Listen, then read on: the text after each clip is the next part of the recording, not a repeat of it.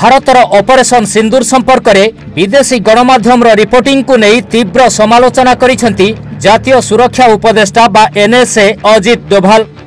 से कहिसेंती जदि प्रमाण अछि गोटे फोटो मोते देखाओ।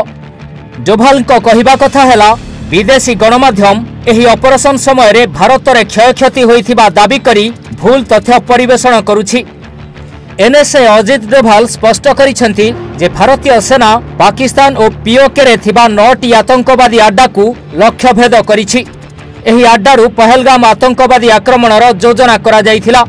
एही ऑपरेशन मात्र 23 मिनिट रे संपन्न होइथिला, जहां भारतर सामरिक और टेक्नोलॉजिकल शक्तिर प्रमाण देइछि। आईआईटी मद्रास 62तम दीक्षांत समारोह रे उद्बोधन देला बेले एभली कहिसेंती डोभाल। तांको कहिबा अनुसार विदेशी गणमाध्यम गुड़िक दाबी करुछंती जे पाकिस्तान प्रतिशोध नेइछि और भारत रे क्षयक्षति होइछि।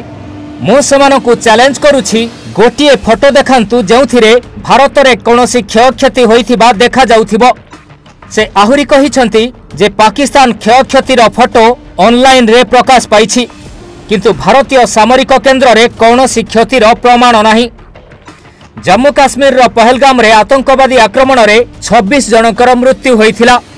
एहार प्रतिशोध नेबा पई मे 7 तारिख रे भारत पक्षरु आरंभ होइथिला ऑपरेशन सिंदूर।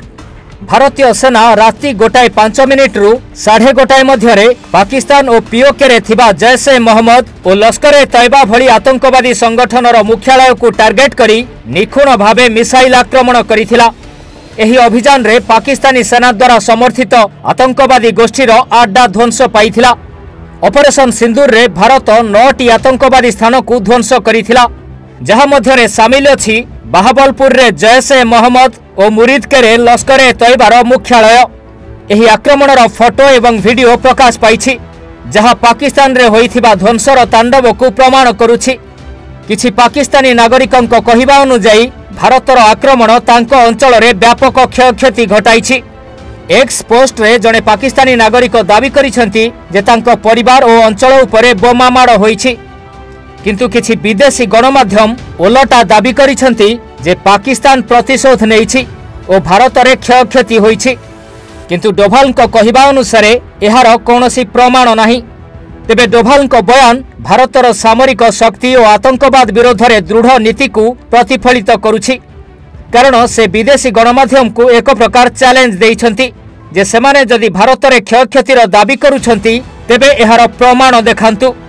तेणु डोभाल को एभली आह्वान भारतर अंतर्जातीय छवि और सामरिक अभियान सफलता को आहुरी जोरदार करिछि, कारण ऑपरेशन सिंदूर आतंकवाद विरोध में भारतर एक निर्णायक पदक्षेप थिला, जहां निखुण भावे संपन्न होइथिला। आउ एबे एनएसए अजित डोभाल को एभली दृढ़ोक्ति सुनी सेपटे पाकिस्तान सरकार और सेना समेत मिछ बखाणुथिबा विदेशी गणमाध्यम गुड़िक मध्यरे कंपन सृष्टि होइछि। Bureau report, Odisha Bhaskar.